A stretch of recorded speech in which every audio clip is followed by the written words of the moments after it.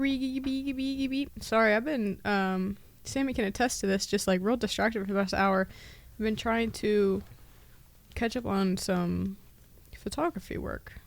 Oh, it's okay. Yeah, so I'm just making sure everything's uploaded and cool so it can just sit and marinate while we talk. Your pictures from the event were top tier. Thanks for giving me thanks for the opportunity.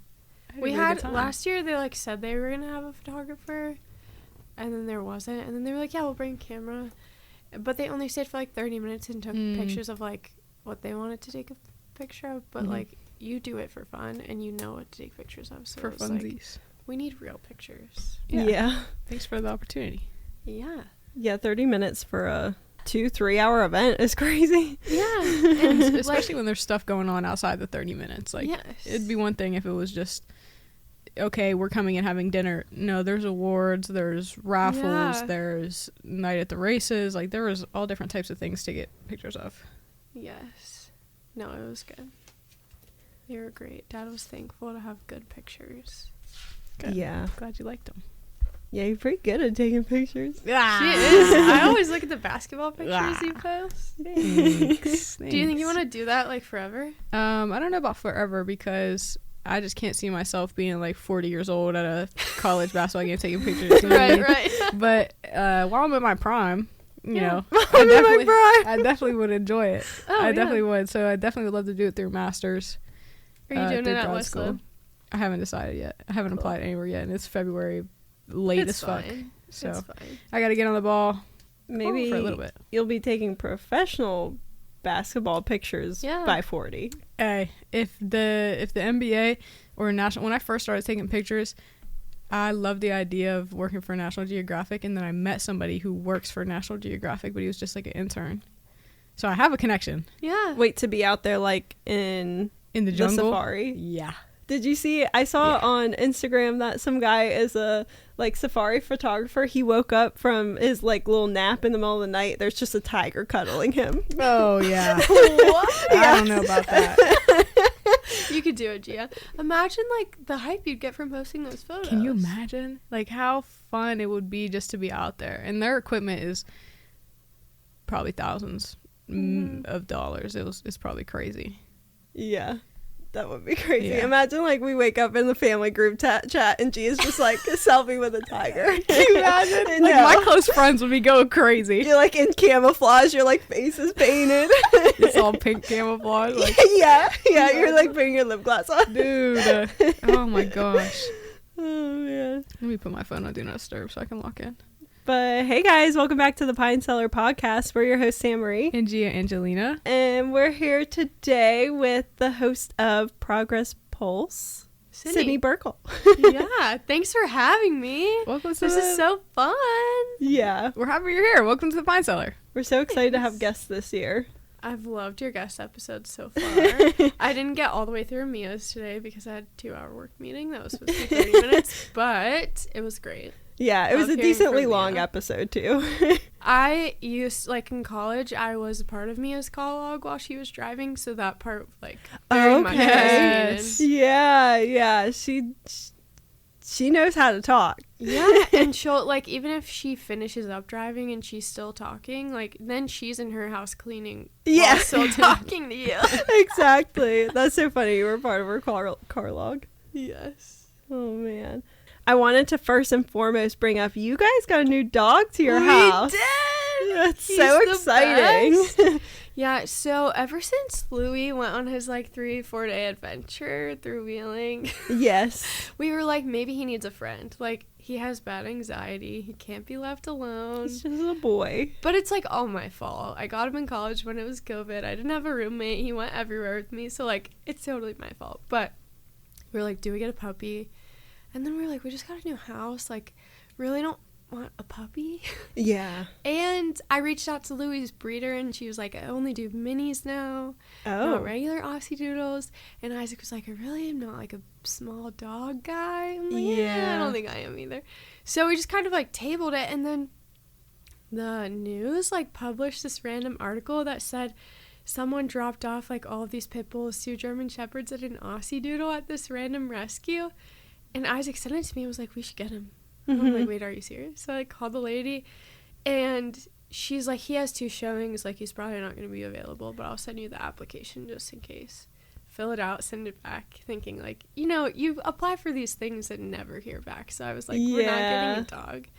And then 2 days later, she posts him on Facebook, and she's like, 2 people have returned this dog because of his size. He's available. So I messaged, and I'm like, hello, like, we applied.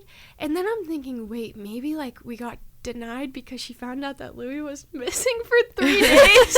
Like, we're just bad people. She, like, actually listened to the episode. Yeah. Yes. Unfortunately, we looked into your background and decided this is not for you. Or I was like, maybe, like, since we don't have a fence, I don't know, because you have to put that on the application. And she's like, oh my god, it got lost in my spam. I just called your vet. Like, yeah, when do you want to come meet him? I'm like, tonight. Yes. Immediately. We get there. Oh my gosh, if you were there, like, you would have taken 4 dogs. I wish I could have taken 4 dogs. It was these people, like, they're doing the Lord's work for sure, but it's like their house and a couple of barns. They rescue horses too. But they have 2 barns that they keep the dogs in. And it was like down a muddy hill. It was cold, rainy. There's like 60 kennels, just all these dogs. And he's like, I'll go get Jack. Took him a minute, brought him out.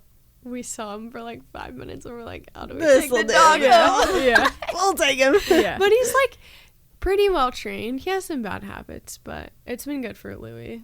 They're besties. Good. That's good. Where is it that you got him? Belmont County Hoof and Paw Rescue.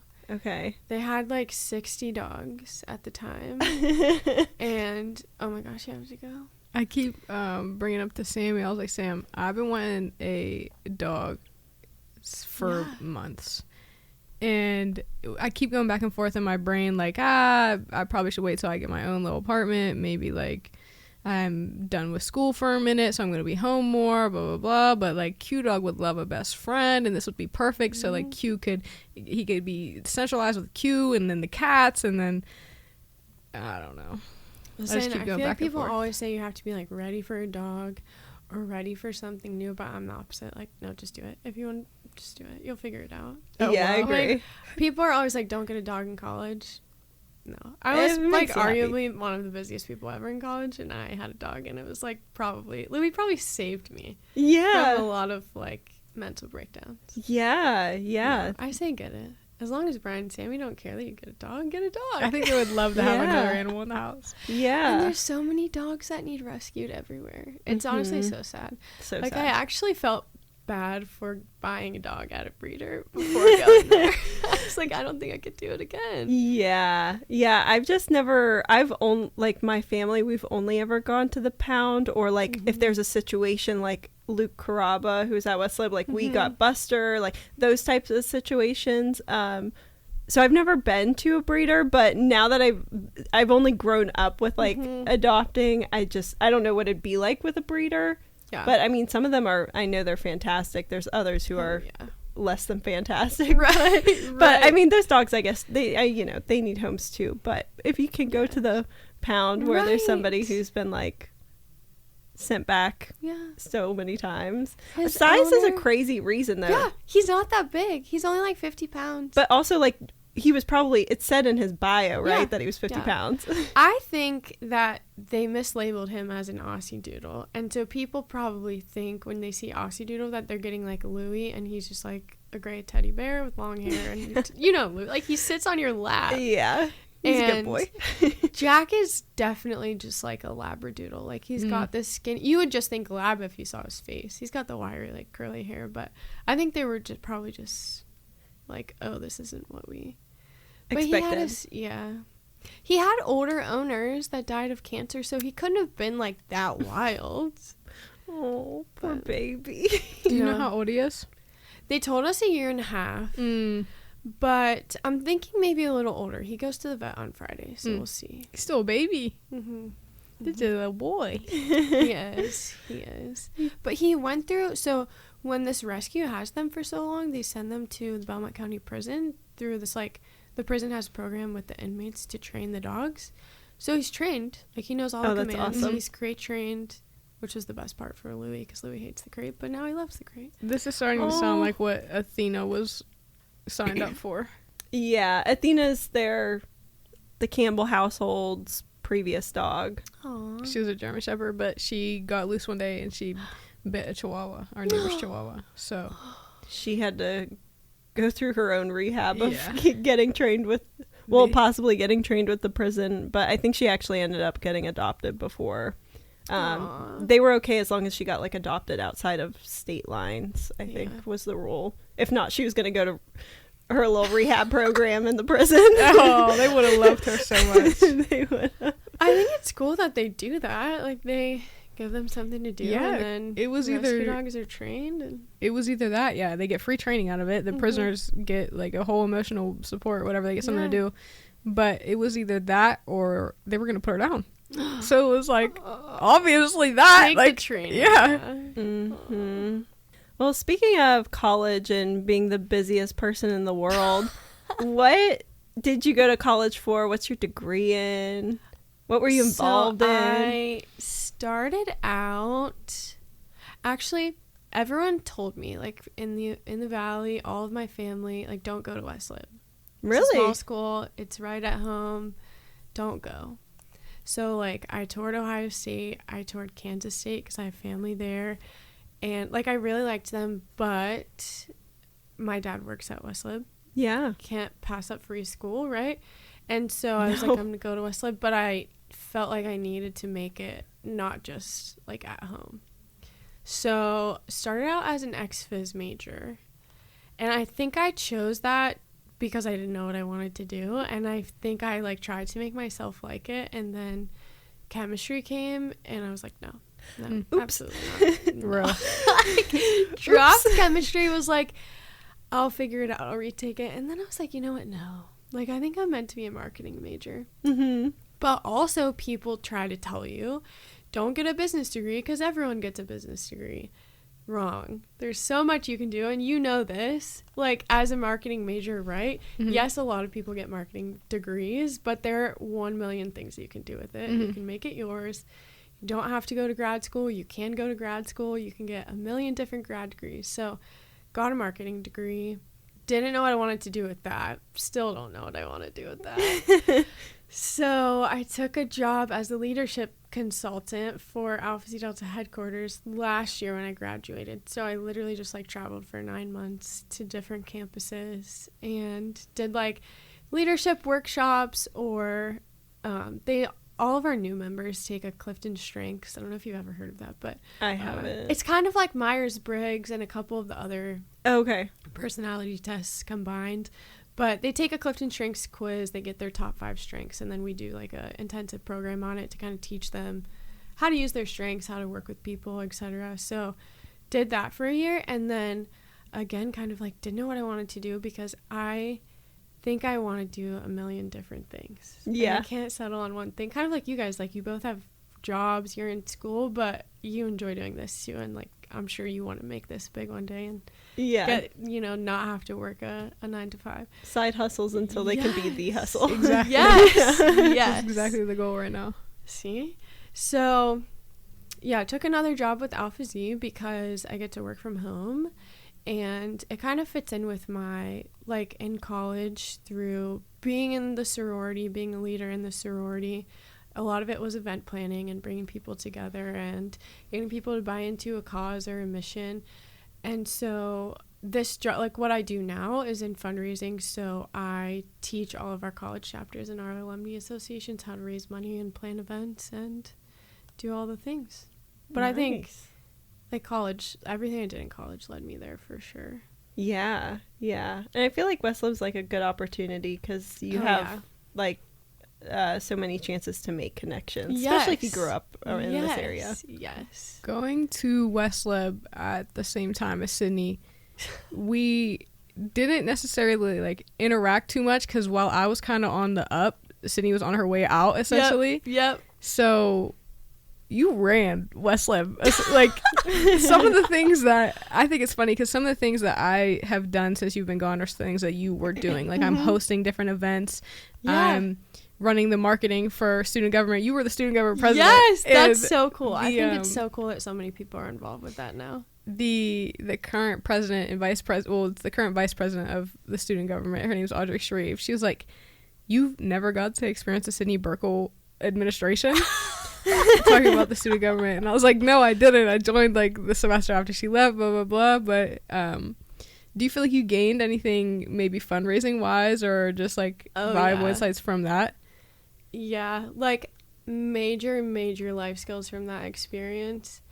I like joined, and then I was like, I want to run for president. And then in that time, so when you're student government president, you have to sit on the board of governors for the university. So it's monthly meetings or maybe every 6 weeks. But also in that time, we were getting a new president. So the student rep from the board of governors had to sit on the presidential search committee. So like just getting to interact with people, like, I don't know, being 21 years old and interacting with these older executives who, like, yeah, some are from Wheeling, some are, you know, just old-time Westliv, like, diehards, but you also have people from, like, there's a lady from Columbus, there's a lady from Atlanta, just kind of hearing, like, everything they bring to the table was so motivating, and it got me starting, like, in the mindset of thinking that you never want to be the smartest person in the room. You want to surround yourself with people that are, you know, like giving advice or teaching you things or positioning you somewhere that's going to get you farther. I think, like, honestly, all of my SGA experience, I really think I got more out of those connections and those experiences than I did out of, like, schoolwork. Mm-hmm. Unfortunate. Like, it's terrible to say. But I think that's why I struggle with my master's online now, because it's just online and it feels like busy work, and I don't feel like I'm interacting with business. I told my mom, I was like, "Mom, wherever I go and get this master's degree, because I want to go and get mine, I need it to be in person." Yeah. Because if it's on, I'm the type of kid who I'm raising my hand at least once every single class, and like the teachers are like, "You got anything else to add?" And they're looking around, making eye contact with me. Yeah. You know, and I don't. Like, I don't learn otherwise. I don't want to do it otherwise. Yeah. So yeah, no, I definitely hear you on that. Like, during COVID, I struggled. I hated.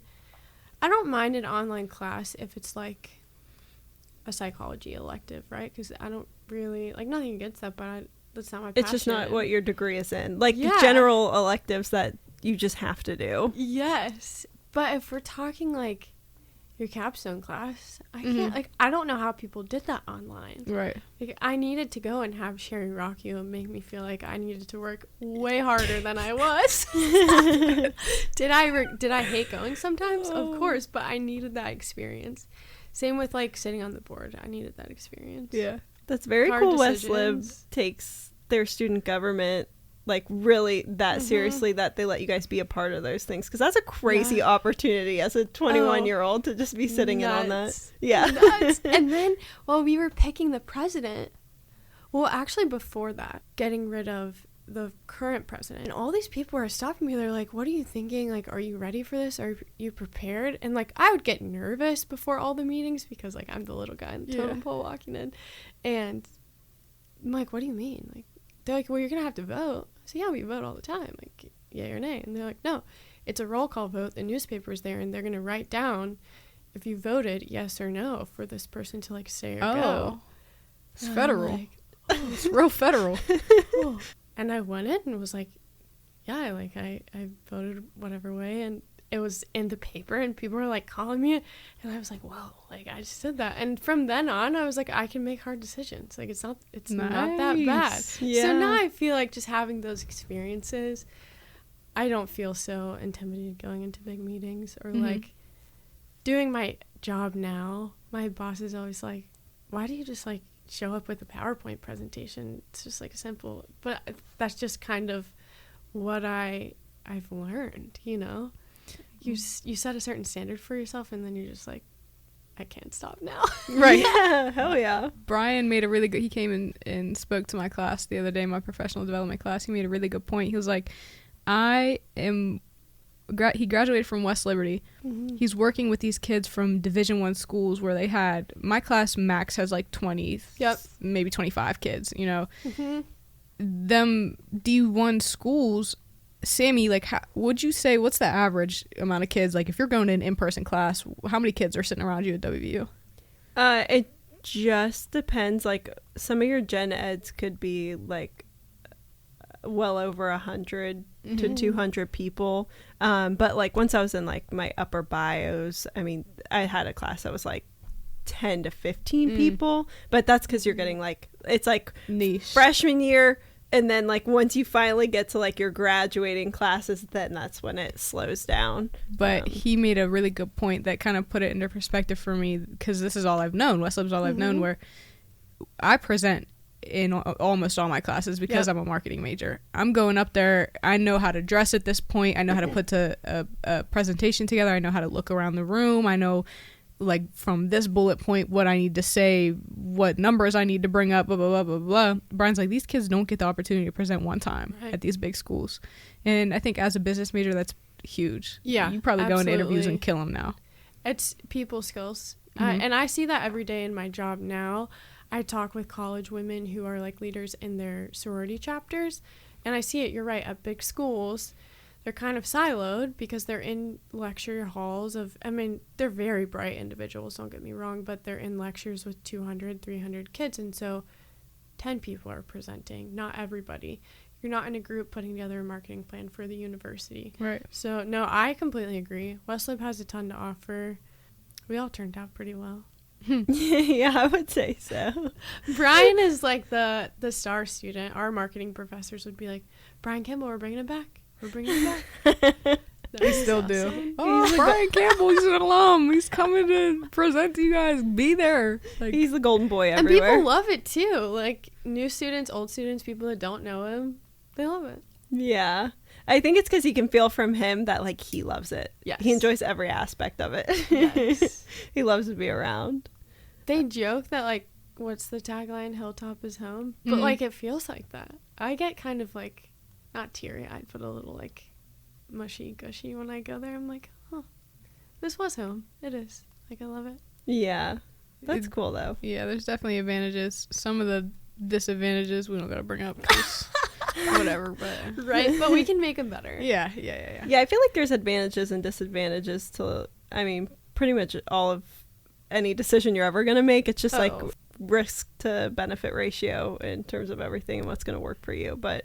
For sure. If you're a hardworking individual, right, you can make it work for you no matter what. Like, both of you could go to WVU and be stupidly successful, and same for staying at Westlib and be ridiculously successful. I think it just...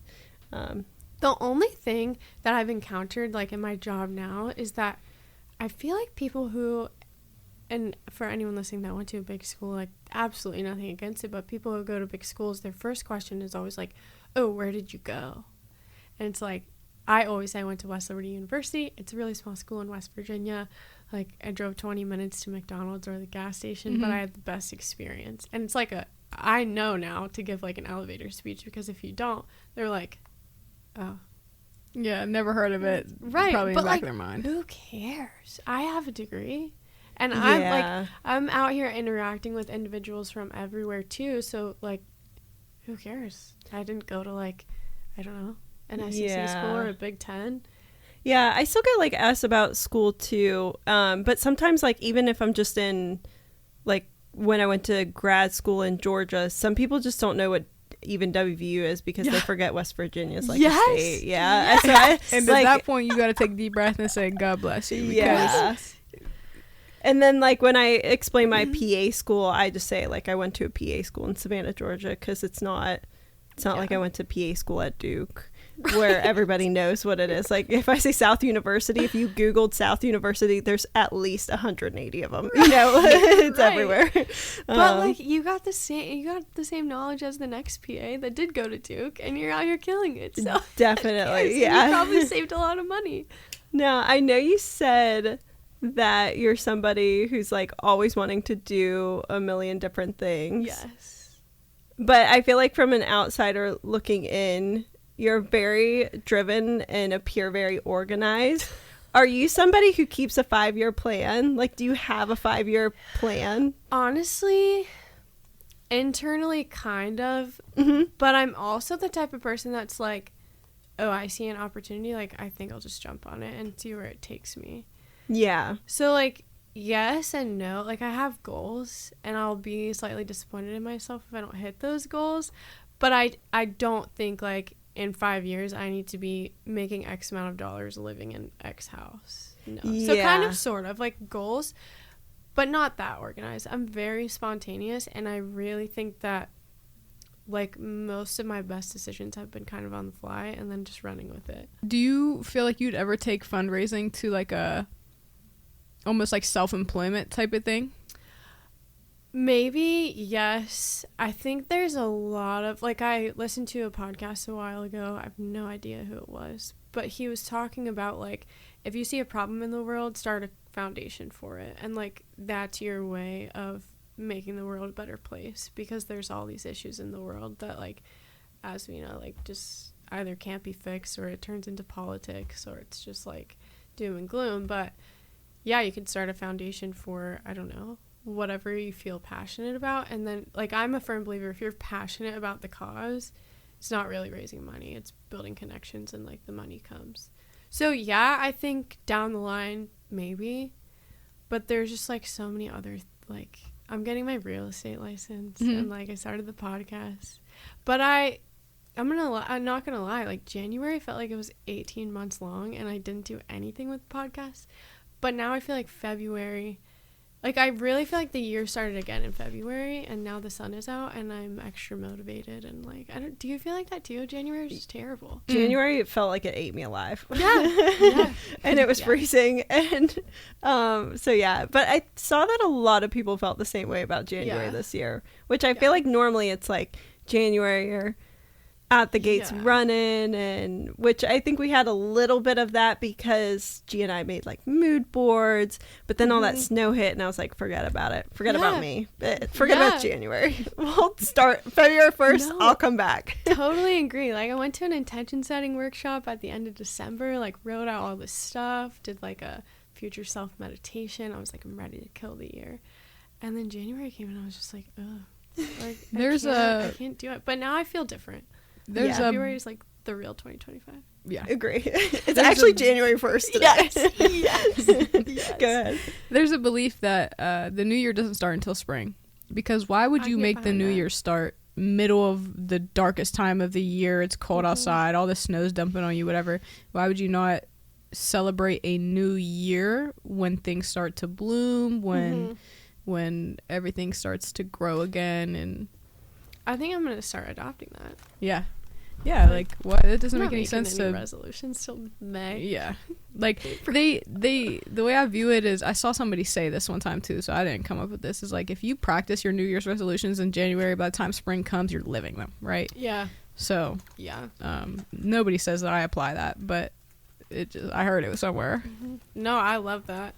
I think I'm gonna get on board with that too. Yeah, like, if it's dark and cold, it's just hard for me to be a human. But, like, today the sun was out most of the day, and I wanted to go outside, but it's 10 degrees outside, so you can't. But, like, even driving, I'm like, this feels nice. Yeah, like, I was sitting, our couch is up against the windows, and so the sun was coming in, I could, like, feel it on the back of my neck, and I was like, okay, I'm photosynthesizing. I'm like, this is my rebirth.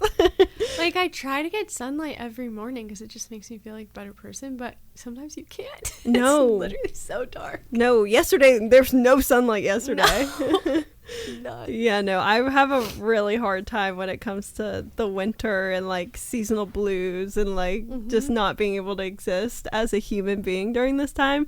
And I did not experience that feeling for 2020. So 5 years, because I lived in Savannah for 2.5, and then I lived in North Carolina. So I've not experienced this. So to come back this year, I'm sure it's been so hard. Yeah. Oh my gosh. Yeah. This is the time of year where, when the sun's shining, I just close my eyes and feel it. Yeah. You know, I'm like, walking outside. I'm literally walking my eyes closed, just smiling. People and just, think like, I'm crazy. Thanking Mother Nature. So literally, thank you, God. I feel like I just woke up. I needed this. Gosh. Oh my gosh. I just woke up. I feel like I just gained consciousness, you know? Like, no, literally. The winter, I feel like we talked about this before, I feel like I just go on autopilot. And then once the sun starts to come out and there's not snow on the ground anymore and I can go outside in a fucking t-shirt, I feel like I just opened my eyes for the first time in a year. Yeah. Like, I don't...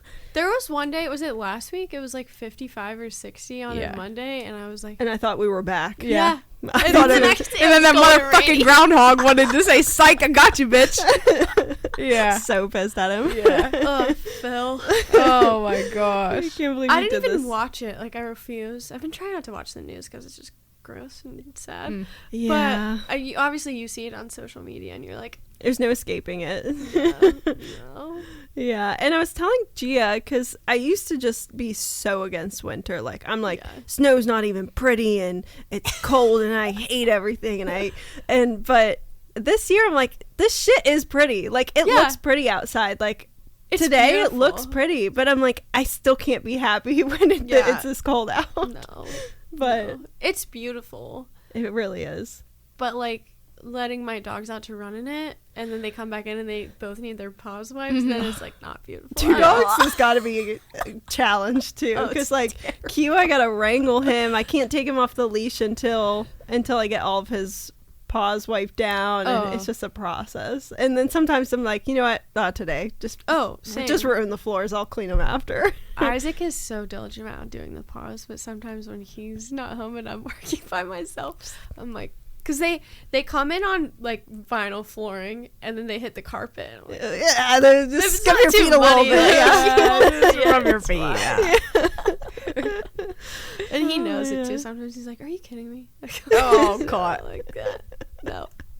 Couldn't find a towel. Sammy introduced you as the host of the Progress Pulse. Yes. What would you say is the vibe? Again, elevator pitch, if you will. Yes. Again, all kinds of things, because I don't like the word self-help. But like personal development, moving yourself forward, thinking big, but also connecting like-minded people.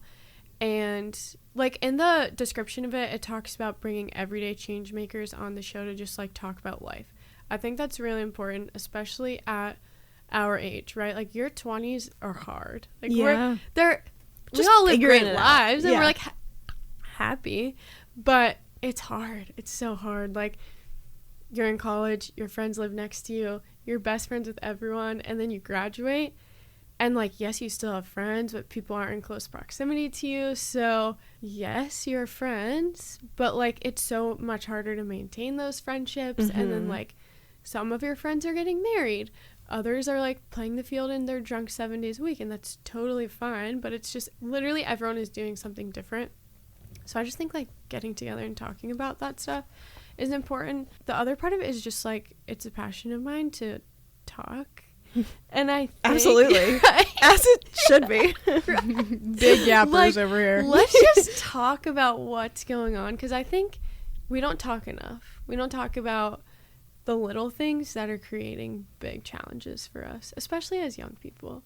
Like, I don't know, like people think it's crazy, and I'm sure you and Brian got this too, that we're like 23 and 25 and bought a house. And it's like, it actually was not that hard, and like we don't make a lot of money. We didn't have to put down a whole ton of money. It's just a matter of like, are you using your resources? Do you know about your resources? Like, have you connected with people to help you understand? And I think the same goes for so many other topics. So does that help you explain? Does that give you a good idea? Yeah. But I've talked about like 100 different things on there. Like I had Isaac on once to talk about his career path, because it's very similar to mine. Like he had no idea. He didn't even he didn't think he should go to Westlake either, and now he's a special ed teacher and he loves what he does. If you had asked me 2 years ago if he would be running a multiple handicap unit, I would be like, absolutely not. You can't even like dress yourself.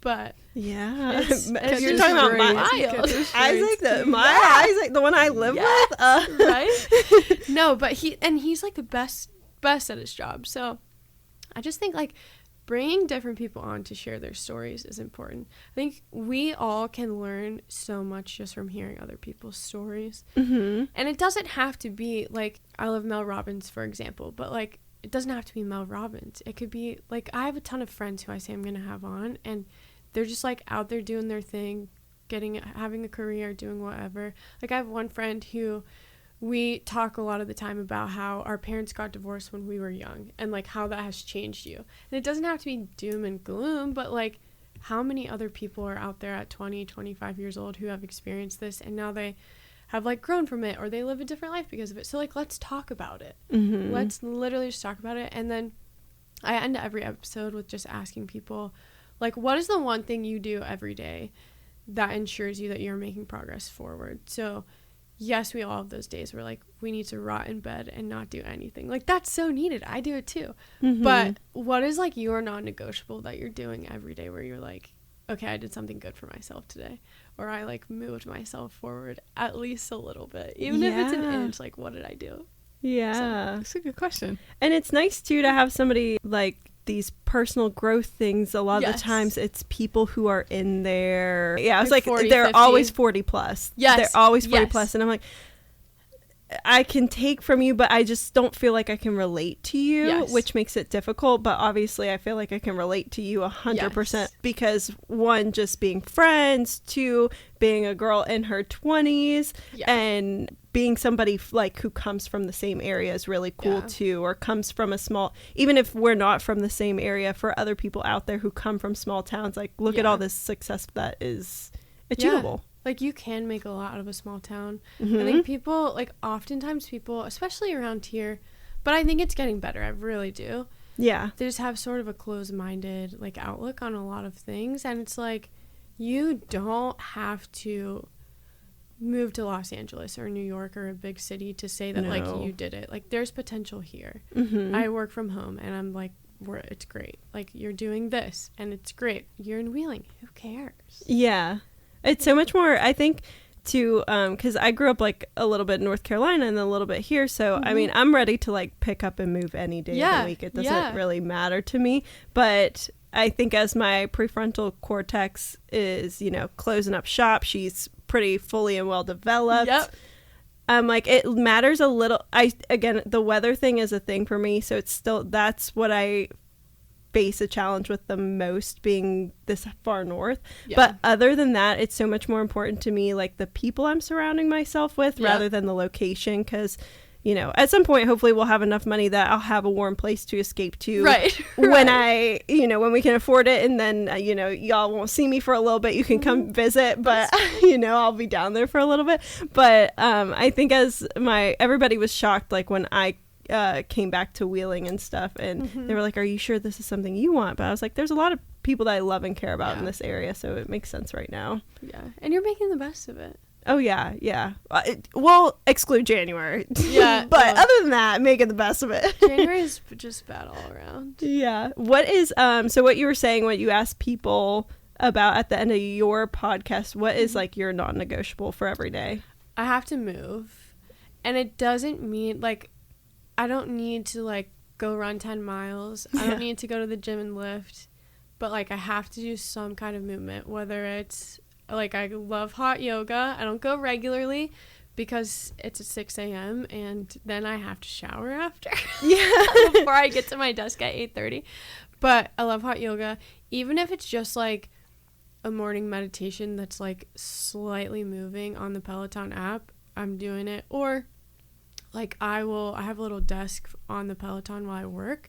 I'll just pedal. And it's like, no, I'm sweating a little, but it's just good for my brain. Or I have a walking pad, but I'm not great at the walking pad. I get nauseous. I'm not going to lie. Okay. Like, I could be on a meeting and do it, but then I think I'm distracting other people. Because you think you're not moving, see, like, but you're moving. Yeah. Because I watch other people do it. I'm like, I'm a little distracted. Why is your head bobbing? But I have, like, turned it on and watched a show or listened to a podcast or something. So any type of, like, just a little bit of movement, I have to do something. Yeah. That's, like, as a provider, when you're telling, because you'll see the TikToks and Reels and they're like, I went to this appointment. And I mean, okay, sometimes it does. Some providers stink donkey poo-poo. I get it. But, like, it is, no matter what, anytime you sit in my office, I am going to remind you about your water intake and your exercise, because you do, you have to move every day. And I'm not telling you to because gym memberships can be expensive. I'm not asking for that. Just move. Even if you're only, like, say it's freezing outside, you can look up a YouTube video and do something in your home for 20 minutes, 30 minutes. Even, like, I mean, some people get the things that you could just, like, move your feet up and down while you're watching TV. That's better than nothing. But you just don't, if people, like, hear workout and water intake and they are immediately, they shut down everything else you have said, and it's like, I'm sorry, but it's gonna come out of my mouth every time. Like, just go for a walk. What's yours, Sam?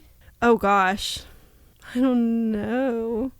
Oh, probably like reading some of my book a little bit every day. And I working out's definitely, and like moving my body's definitely important. But I think I was telling Gia this, that sometimes I get so wrapped up in like the things that I feel like I need to get done. And I will make sure all those things get done. And then by the end of the day, it's kind of the time where like everybody wants to sit down and watch something together, or I got to make dinner, and then so on and so forth.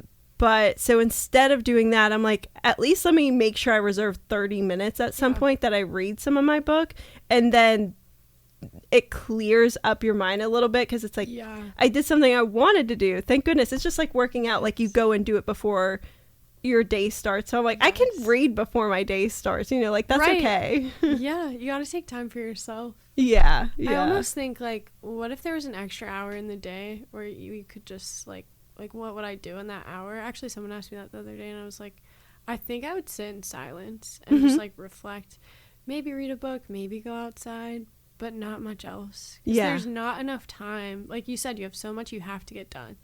Like, you work all day, and then you have to make dinner, and like your house probably needs clean, or your dog needs out, or like you have this meeting, or you're going here, and then you get to the end of the day and you're like, what did I do for myself today?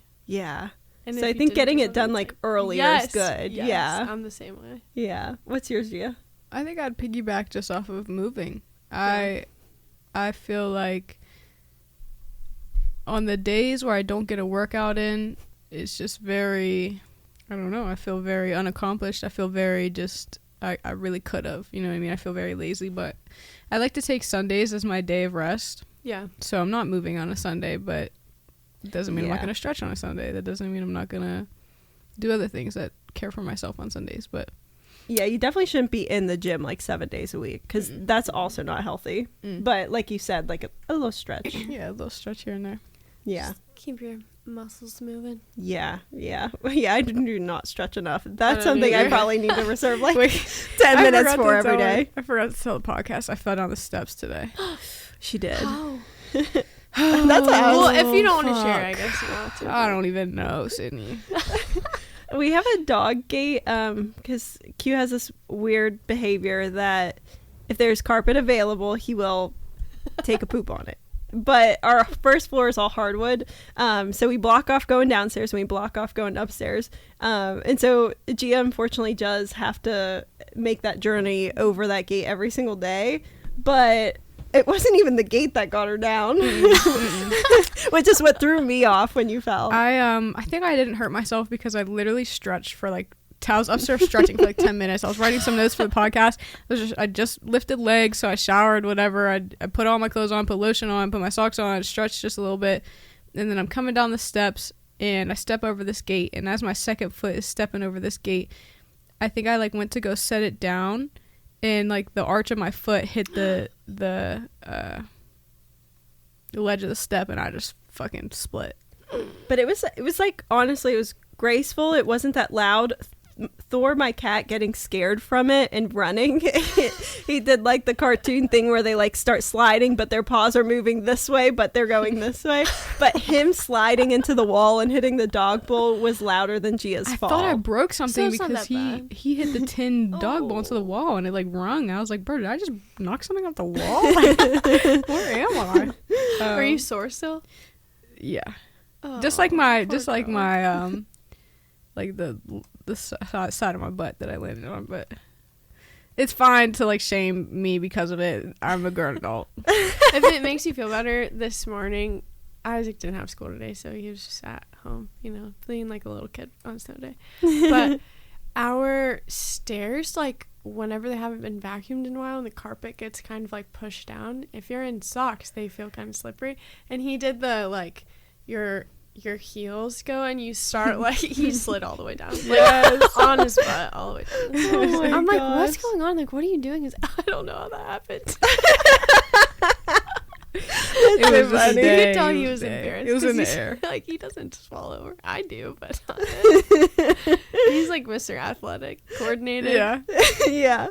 All right, Sammy was asking me questions. She was asking me questions like, "Oh, are you okay? Did you break anything? Like, does something hurt?" Blah blah blah. I was like, "Sammy, I don't want to talk about this." Immediately, I started laughing. Immediately, I got up. I like moved everything, moved my ankle, made sure like everything was cool. And I was like, "Sammy, I'm embarrassed. I just don't want to talk about it." Brought it up 5 minutes later. I was like, "Can we talk about it now?" To be fair, aren't you appreciative that it was at home? Oh yeah. On the carpet, as opposed to like I'm thinking about the metal stairs in main hall. Mm-hmm. Like I don't know why I envisioned this, but like I think there's a metal ledge on all of the stairs, and I just think about like you falling on those. One, it would hurt a lot. Yeah. And the people too. Yeah. There was one time I was doing laundry at Westlake in the dorms and had to go down 3 flights of steps. I get to the basement of Rogers Hall, and I was just doing on my phone, was not paying attention. I had a laundry basket in my hand.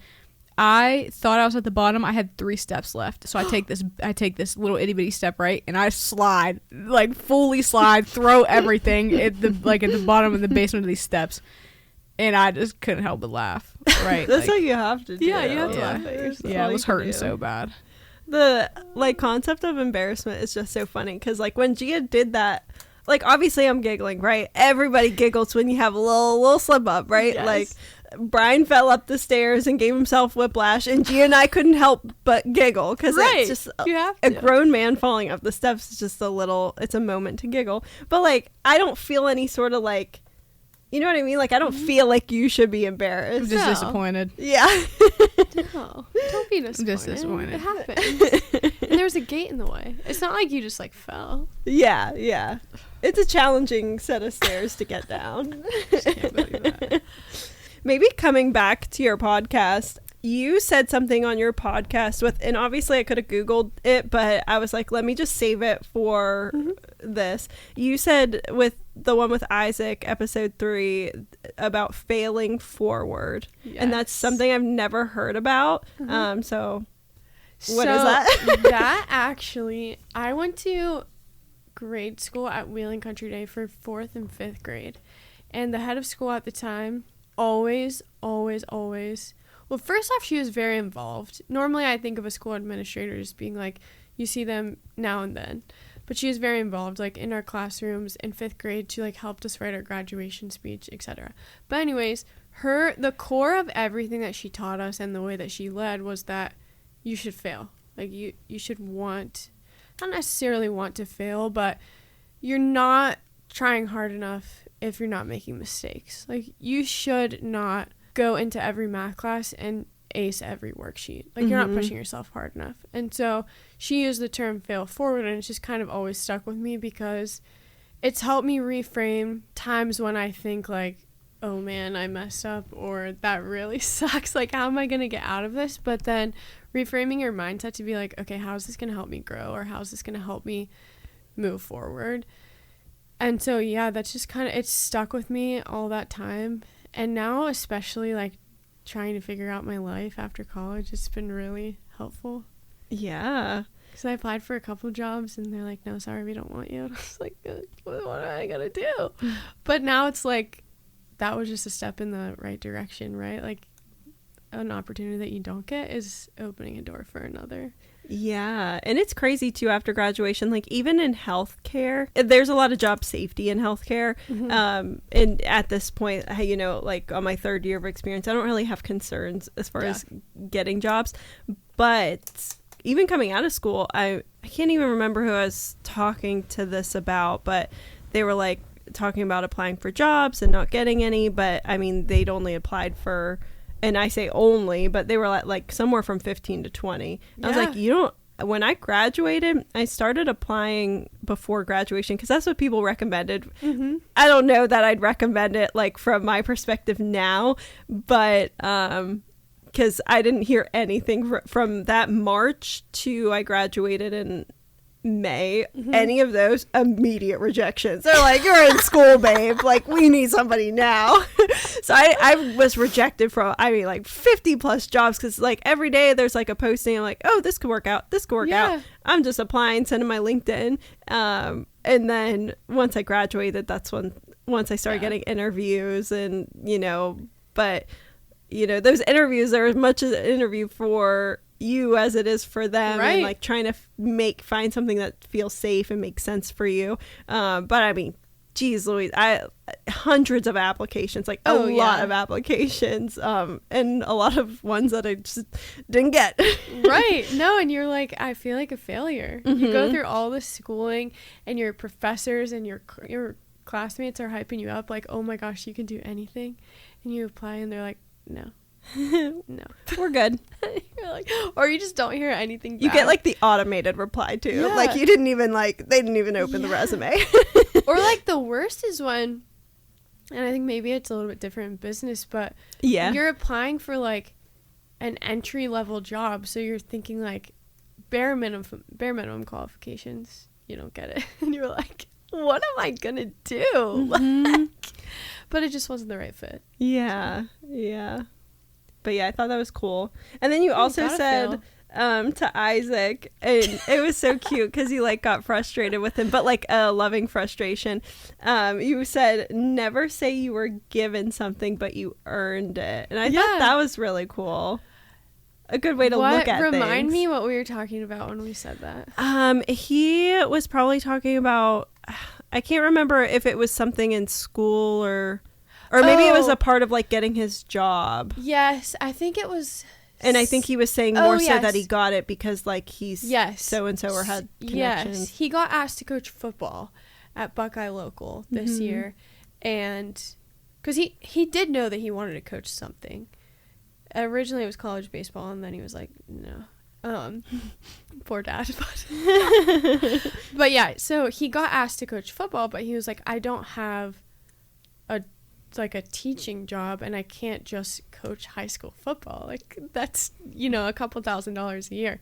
And so they did like find an opportunity for him, but he 1000% earned it. And like, I truly believe there's not another person for the job. He, like I said, runs a multiple handicap unit. He's got 3 students, and like the stories that he comes home and tells, I'm just like, you have the kind of soul for doing that. Like, I don't know how he does it, but you wouldn't get that role if you didn't deserve it, right? So. And you wouldn't stick with it. Like, people have told him, like, oh, we might put you in that role because like there's nowhere else for you, and you'll only do it for 1 year. And he's like, now after he got through the early stages of being like nervous about the kids and the aides and like all of the ins and outs of the role, he's like, I really enjoy this. Like, I enjoy helping others. I enjoy getting to know the kids.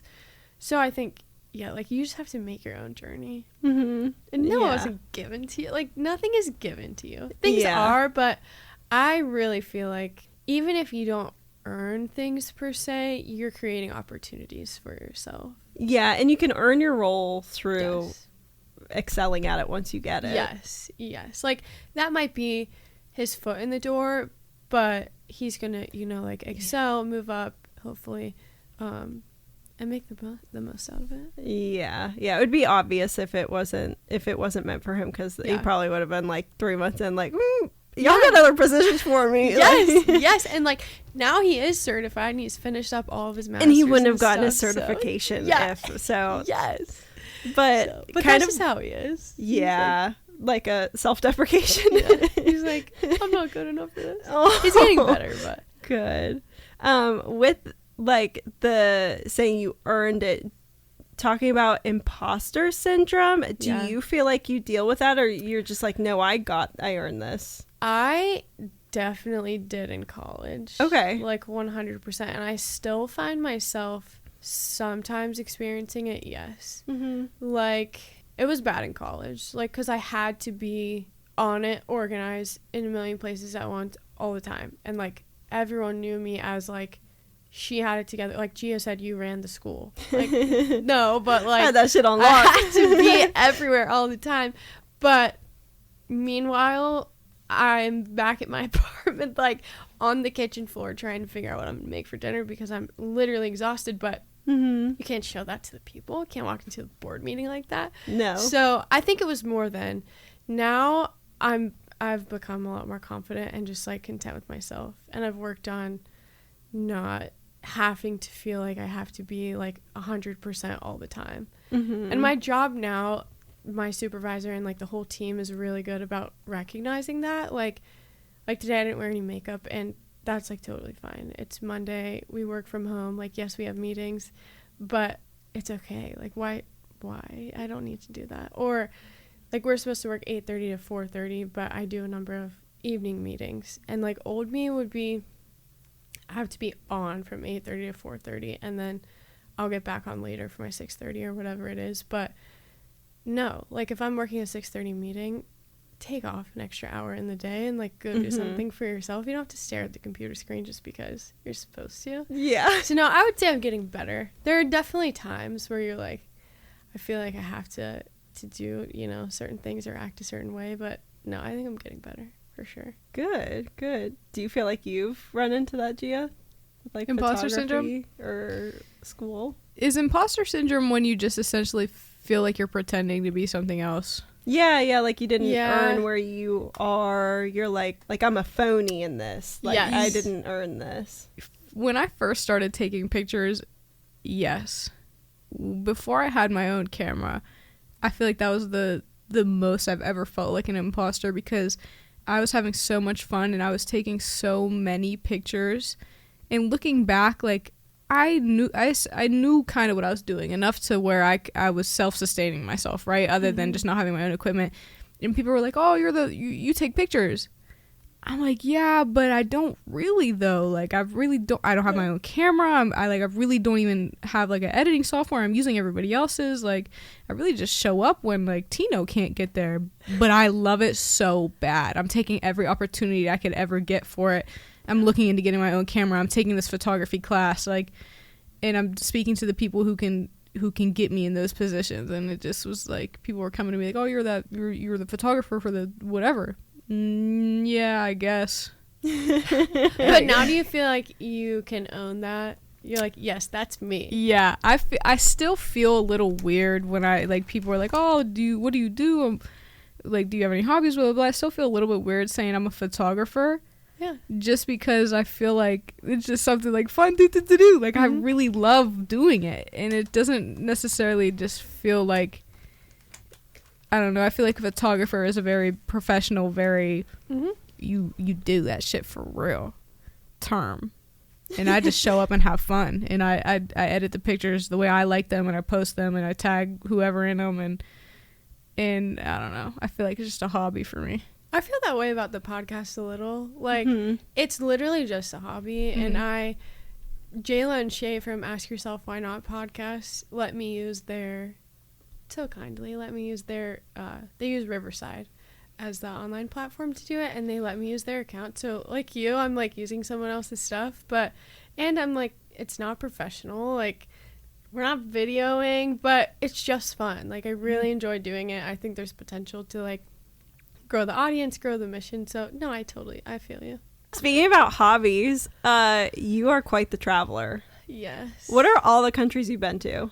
Mexico, Italy, Greece. We had a layover in Paris for 12 hours, but, like, I didn't do anything except see the Eiffel Tower. I feel like I need to go back. Yeah, you had to, like, run there for your layover real quick, like, check that off just real quick. And then Japan. But Japan was, like, the coolest place ever. I think it looks so cool. I think the architecture of Japan is so cool. Ever have the opportunity, you have to go. Coolest place ever. And they care so much about people and themselves and what they're putting into their bodies and, like, what they're doing. It's just amazing. I was in, like, utter amazement the whole time. I wish we had more time there. Yeah, it's interesting because I feel like growing up, everybody was like, when you hear about travel, they're like, Europe. Yeah. And then now, like, maybe around the time you went or a little bit before, I was just seeing so many people were going to Japan. I was like, that place, it looks sick. Like, yes, it's becoming like the new place to go. Mm-hmm. And it's obviously all travel abroad is expensive. Mm-hmm.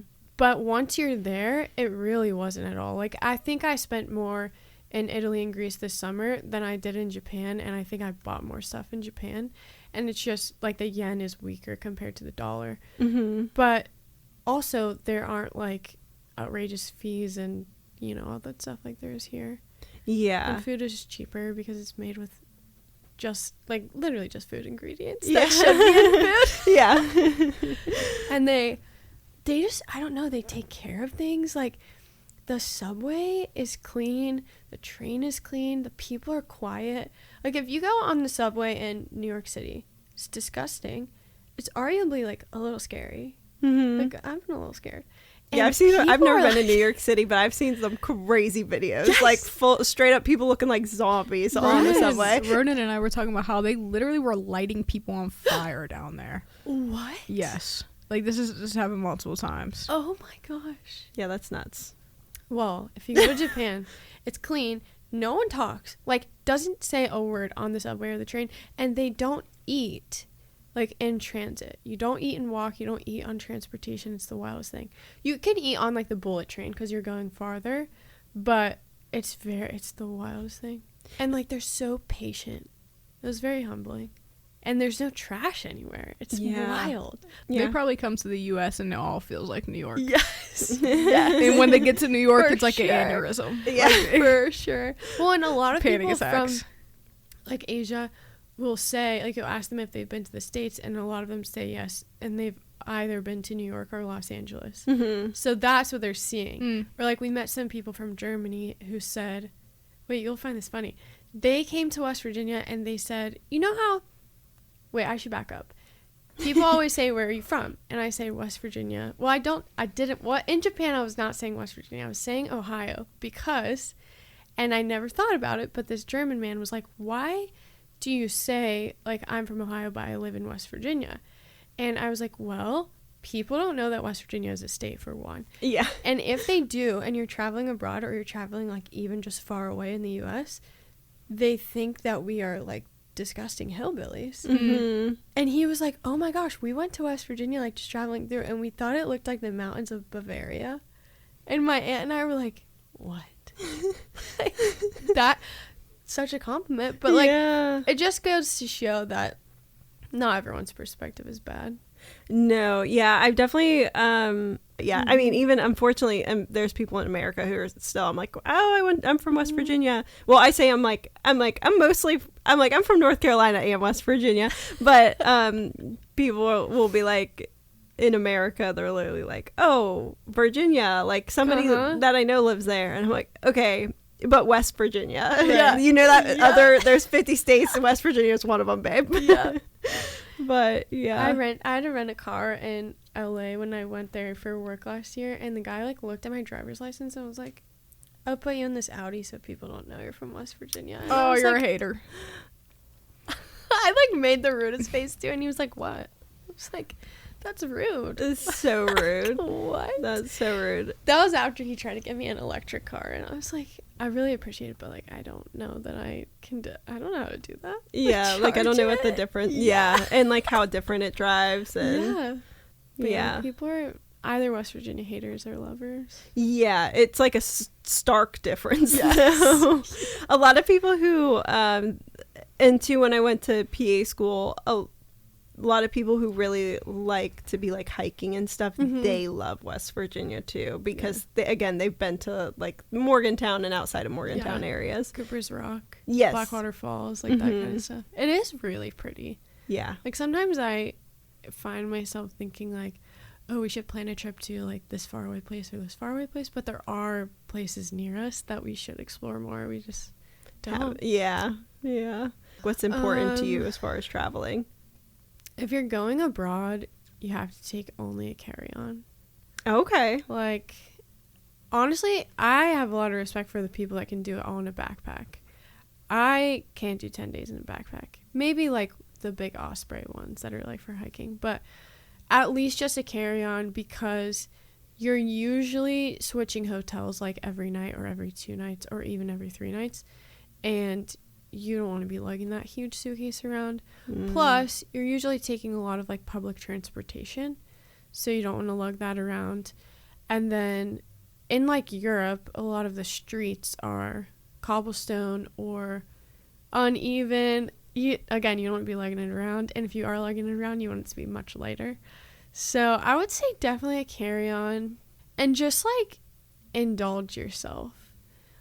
Don't be afraid to try new things. Don't be afraid to take recommendations from people that you meet. Like, let yourself take it in. Don't be afraid to try new things. Yeah. Do it all. Yeah. It's good to know about the carry-on. I'm a big, like, checked bag person, just because I'm just, like, anxious, and, like, the thought of, especially, God forbid, I'm by myself, and then I'm thinking about my stupid carry-on, and, like, I'm like, am I going to be able to lift it and put it in there? What if there's no room? What if there's no space? So, like, my mind starts going a million miles an hour over those things, but if it's better, I'll do it. Except I wouldn't be going overseas by myself. Like, Brian would be there. He could handle it. How do you feel about the people who the gate agent will say, like, we're flying on a small plane, we need to gate check everybody's carry-on, like, rollerboards, because there's only room for, like, 12 or 20 or whatever. And, like, no one takes their bag up. They just all wait and assume that there'll be room, and then your boarding process is longer because these people waited 20 minutes to take their bags up to be gate checked. Like, you're probably going an hour, 2 hours away. You'll get it back. Yeah. Like, if I'm at the last zone, like, I'm just bringing mine up, because obviously mine's not making it, so it's just efficiency. I've helped people out. Yeah, I've like randomly upgraded my flight to first class before. If it's like a $50, I'm not bringing my bag up because I'm first on the plane. Oh, for so sure. It's coming with me. But sure. Other than that, like, if I'm, you're zone 8, babe, it's not, I mean, if you're anything past 4, it's not making it. No. Just bring it up. My biggest thing about flying is like just kindness and understanding. Yes. We definitely need better systems as far as getting on and off planes. But the fact that you can be angry and getting on a plane, I have a really hard time with just like aggression and anger that's just fully out of context and doesn't make any sense. It upsets me. And I'm just like, if we could all just be a little bit kinder, this could get done. And like, there's been times where I let Brian book my flight one time, never again, won't let him do it ever again unless he's gonna be there. But he booked me a flight and the layover was like 30 minutes. Why would you do that? Number one, I'm so anxious. So traveling. Where were you connecting with a 30-minute flight? I honestly don't remember, but it was a bigger airport. Like, it was one that I had to get on a thing and go. I like asked the guy. I asked a couple people around me, because Brian's like, you got to get up and go. Because our flight landed late. And so I asked a couple people around me, I'm like, do you guys mind if I go? Like, my connecting flight's leaving. Do you care? All the people around me were fine with it. But then there were a couple people further up who were not. And this grown ass, like 50-year-old man goes, and he waits though until we're walking off, just because he's a little scared, like a little scared to say anything. And so he waits till we're walking off, and he's like, you can't wait for everybody else to, like, we're all getting off at the same time. And I just didn't say it. I said, have a great night. But I was just like, that's so ridiculous. But the only reason we made our next flight was because I got up, and because I was on the phone with Brian, and he managed to get a hold of the person at the front gate, which public doesn't have access to get to that number. No. Somehow he managed it, and he's on the phone with her, and I'm sprinting. I noticed there's 2 guys sprinting behind me. I'm like, oh, they must be on the same thing. We're hustling. Like, I'm sweating. My face is red. And we get there, and the lady's like, I see the door shut. And she's like, are you Samantha? And I was like, yes. Do you know me?